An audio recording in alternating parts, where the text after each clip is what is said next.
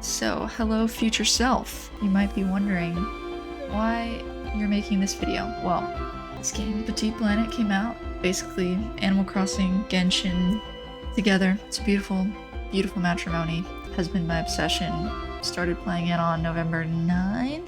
It is now November 26th. I've put in about 45 to 50 hours. Beta ends on the 30th, unfortunately, and speculation is that this game won't be released until like fall of 2026. If that's the case, then I gotta play what I can, and I'm gonna use this video to remind myself of the good times. So let's get in here. Okay, so here we are. For the first time in forever, I made a character that doesn't look like me. I usually choose redheaded characters. My main reason for that was that I wasn't a huge fan of the like quote-unquote red hair color, just because it's more of a pink. Not that my red hair really looks all that red, especially right now that it's wet. It looks kind of brown, but I don't know, I was hoping for something that was a little bit redder. I started with this hairstyle just because it was like the longest one, and I usually like to have really long hair. This is one of the hairstyles that you get when you first join the game, and you know, me being an elite classist bourgeoisie, did not want to associate myself with free hair, so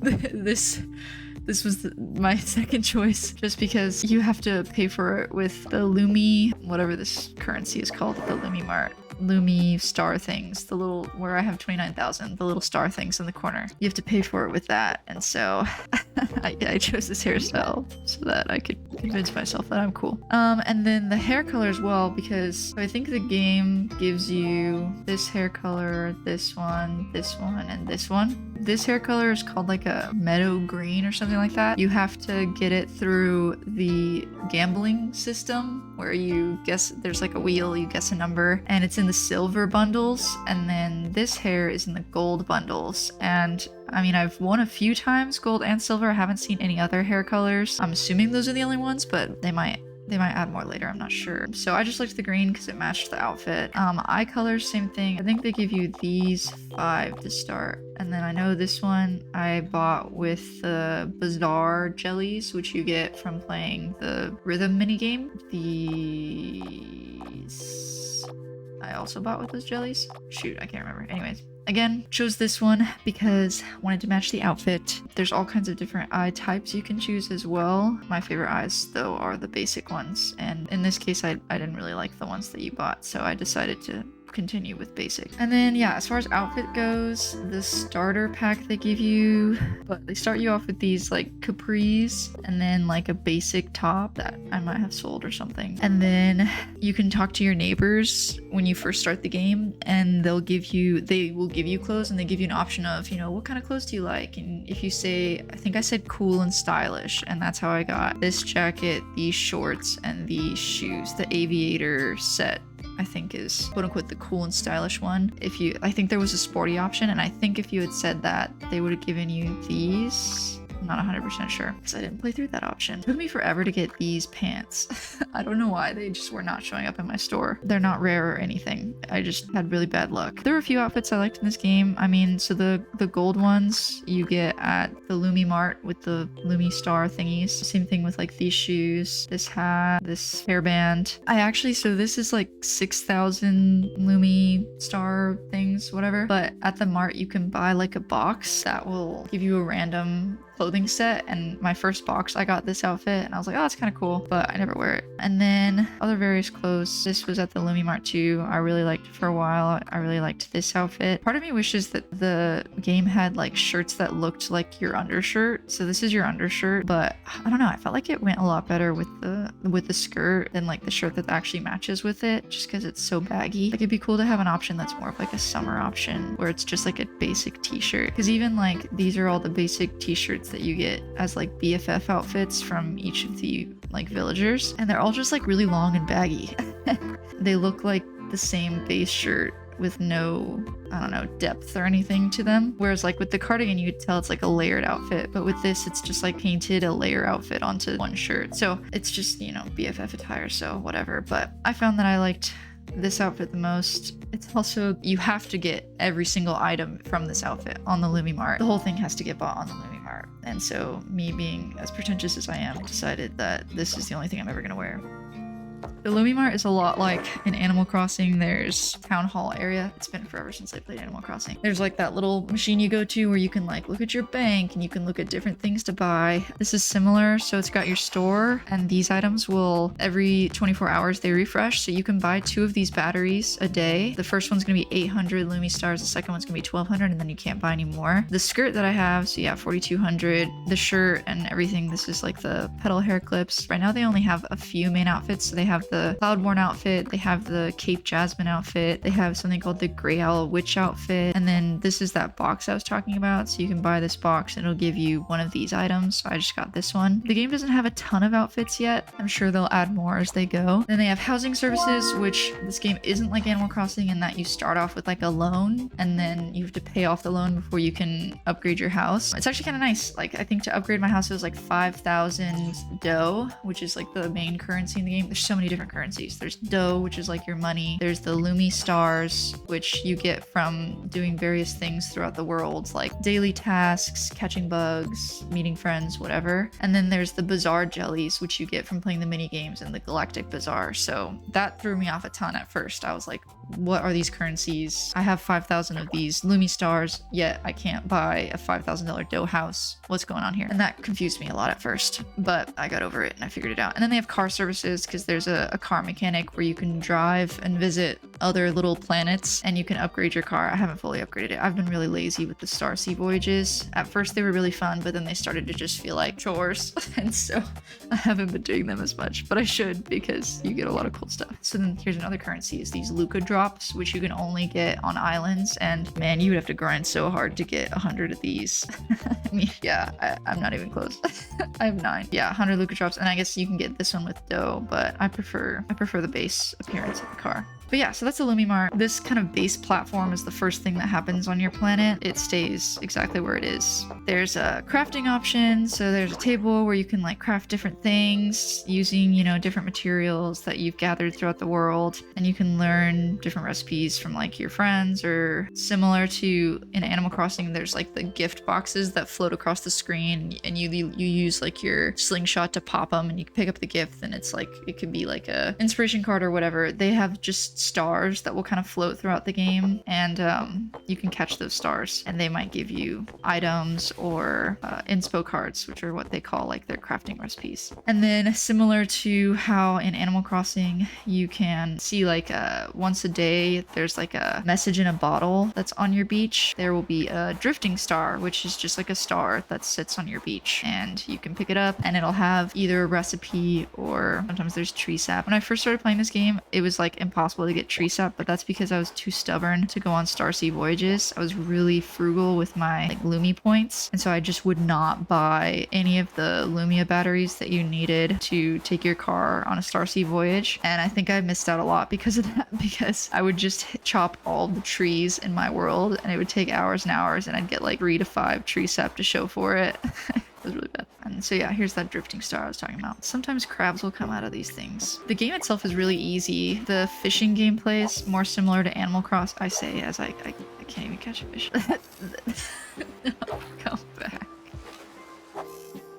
Okay, it's more similar to Animal Crossing where like just when they bite, you just have to press down to catch them. And then the hardest it'll get is like if it's a new fish, then you gotta hold on to your pole button and the line will turn like yellow and then red. And if it starts to turn too red, it'll snap. So you have to make sure that you don't hold on too long. You like let it go a bit so that it goes down from yellow to white, and then you like hit it again. And I don't know how to explain it that well. Also, I signed up for the beta. I let them know that I have a PC and iOS.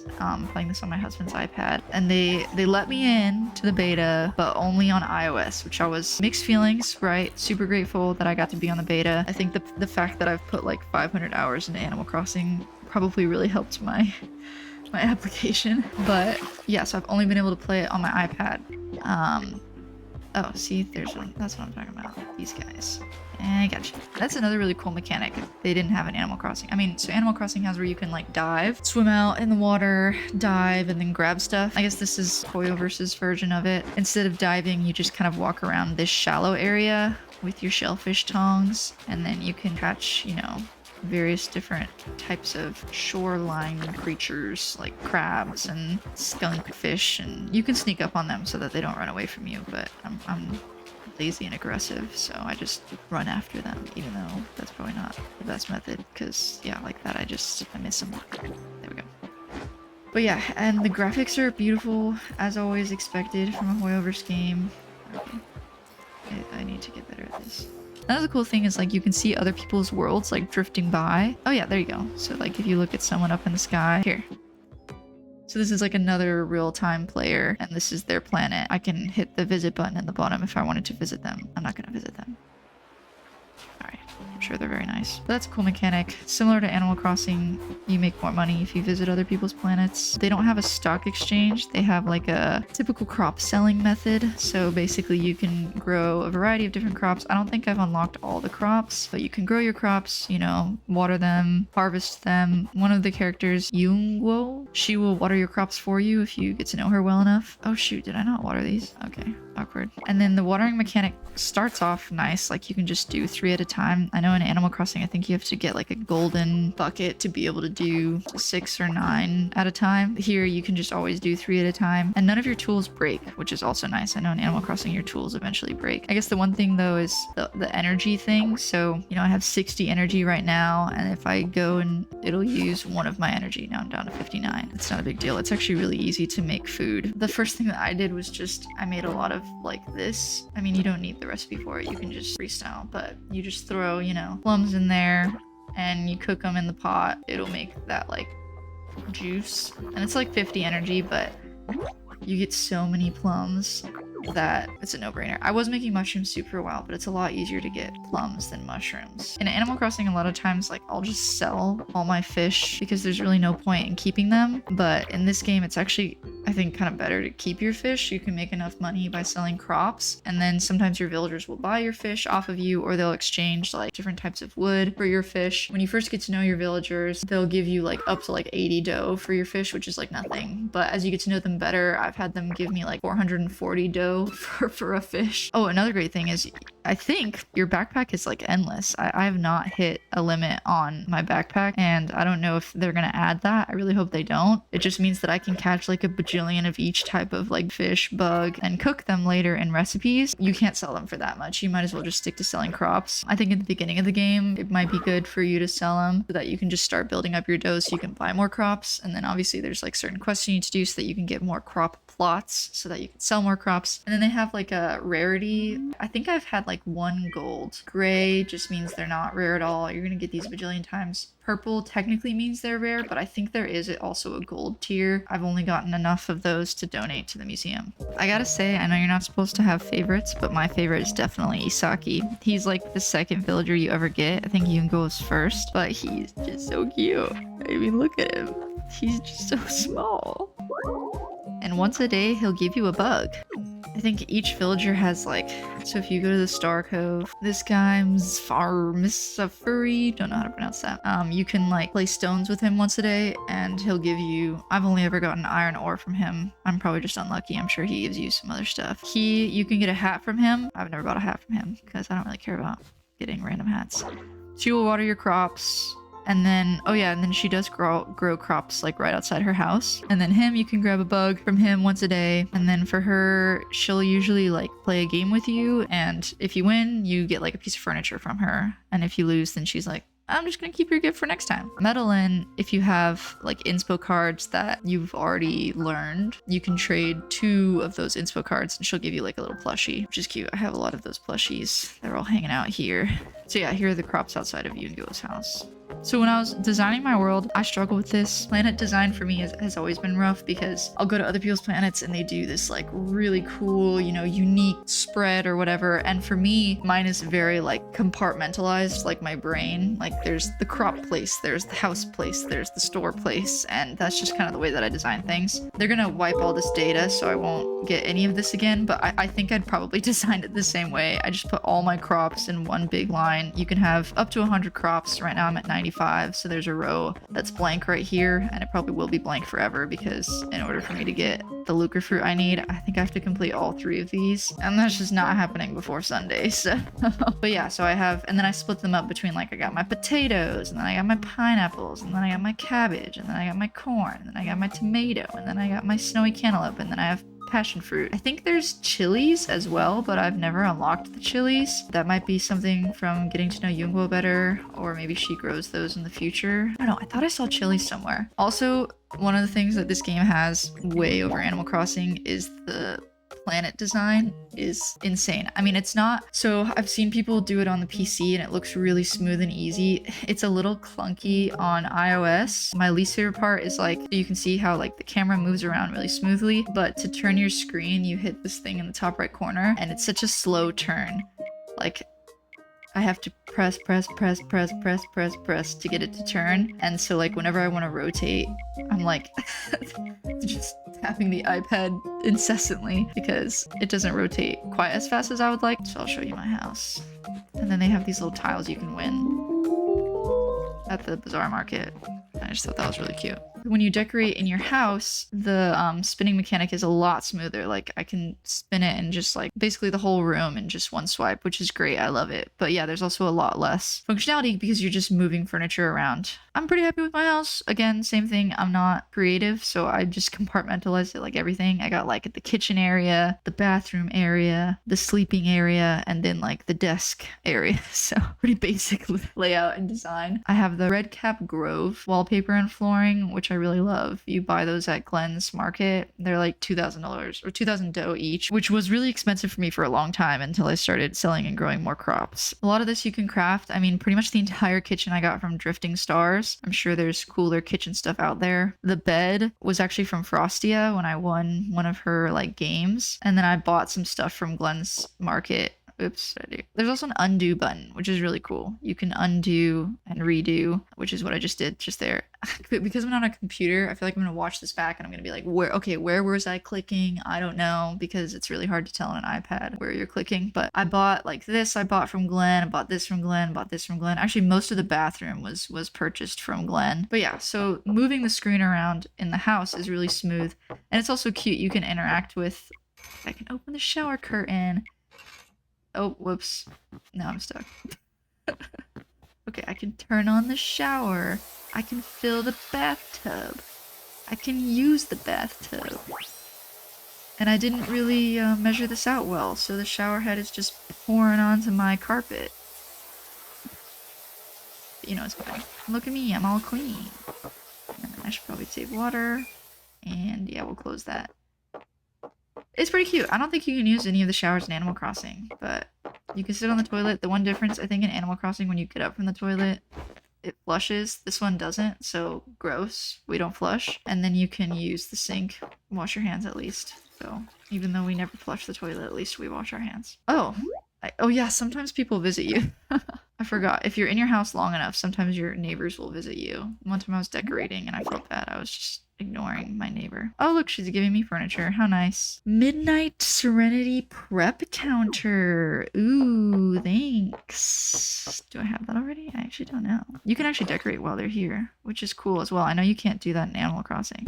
Wow, see, this is nice. I just got this and I'm gonna lose all this data. So, you know, that's a little sad, but whatever. We're gonna replace. Okay, and that's the thing I don't like about using the iPad. This whole bottom left area is the Joy-Con, but like the Joy-Con will like move almost in this entire bottom third. So like even though it's down here, if I press just above it, instead of selecting the furniture I want to select, I'm selecting the Joy-Con. So I have to like go way over here to make sure that I can actually select the furniture. So I guess that's the other thing that's not like exactly perfect when you're trying to select items just outside your Joy-Con. At least for me on iOS. I mean, this is the iPad too. They technically, I heard that I was able to use iOS. And so I was like, great, I'm going to use my husband's iPad because I don't want to do all this on like a tiny phone screen. And then later I went in the Discord and they were like, in the FAQ, it was like, if you're using iOS, yes, please don't use an iPad because we did not make this for iPad. And so I was like, you know what? Probably a lot of my issues are because I wasn't supposed to use an iPad, but I do like having the bigger screen. I think that's really nice. I'm gonna leave.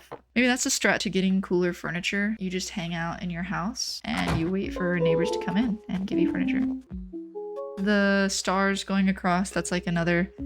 If you go to your Luca tree, it starts off as a little wee sapling. They have you take a picture, which is kind of cool because now I can go back and always remember where it started. Look at that. It's so small. And then eventually it grows into a big tree, which is cute, you know. Ah, I love that part. When you grow it up to the full tree, you can adjust your Luca, and these are the different things. Like, if I were to take all of these out, and the planet would look a lot different. So like the Starline Meadows, Yungwo gives you this, Darjeeling gives you the Crimson Cliffs, Shimmering Seas are from Frostia, Moors gives you the Dragstone Reef, and then Glen, the shop guy, gives you the Pinecone Constellations, Meadowland gives you poofy clouds that look like little sheep, Mrs. Vari, I don't know how to pronounce his name, he gives you like Oasis Mirage. Oh, I guess this is also from Glen, the Purple Grass, and then the one that I don't use because I don't have enough room, but also I don't really care for it, Isaki, my favorite, but unfortunately my least favorite Luca fruit. But yeah, so I put all the houses over here, just stuffed them next to each other. I've seen some people do really cool things where they'll like give each house more space and like they put a whole bamboo grove in front of Yungwo's house, which was really nice. I have the same thing in Animal Crossing. Everybody gets a tiny little yard because again, I'm not creative. I don't know what to do with space. Everything must be compact. The one thing that is a bit of a bummer is that these houses can only face, they can't face all 4 directions. They only face those 2 directions. And then here's the museum, and then the shop. And there's different kind of flowers that you can get from different islands. I say island, planets. This is an Animal Crossing. My planet just comes with lilies, but you can get like these different kinds of flowers from different planets that you visit. And then that little white guy that flew around me and went up to like the 246, those are called Archiboos. At first, when you're first playing the game, it's really hard. It feels really hard to get Archiboos because you have to just like do stuff all over the place. And there's different colors of Archiboos. So the white one is the one that you get from doing like everything. The red one is the one that you get from these activities. Blue ones, green ones, yellow ones. So each level requires you to give certain amount of Archiboos and you'll get like different rewards. And at first it was like so hard for me to get enough Archiboos, especially I think like 3 of them all required a ton of, yeah, like Darjeeling, Isaki, and Frostia all required a ton of, I think it was green, and I just could not get enough green Archiboos for them. I don't know if they're gonna create any other functionalities for the Archiboos. But yeah, so that's a lot of the planet side.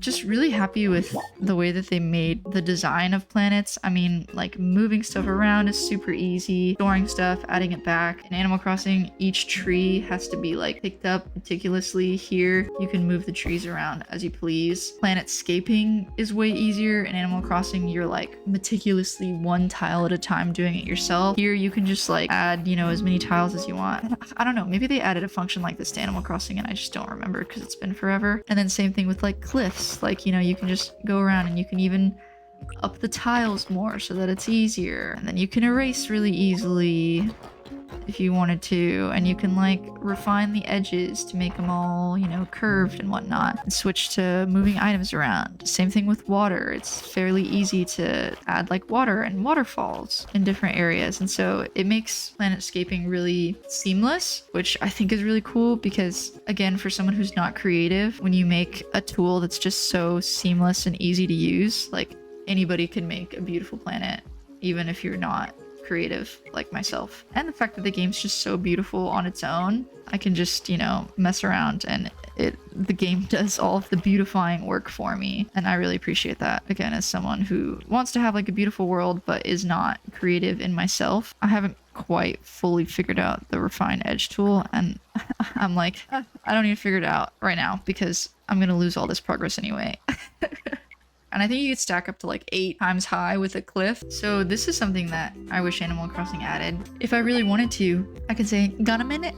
And I can either recommend him an outfit or I can have him follow me around. And so look, here we go. He's gonna follow me around and it's great because, you know, we can just hang out. Whenever I ask Isaki to follow me around, part of me is like, man, that's pretty rude of me. You know, he was just chilling, enjoying his day, and now I'm forcing him to follow me around like a puppy. Oh, what the heck? Hey, a new crab. Cool. That's exciting. Okay, and this is another place where I feel bad, because if I catch a fish around him, he gets kind of freaked out. I'm like, man. Look at him. He's so scared. I'm like, oh, what am I putting this poor little baby through? Bro didn't react at all.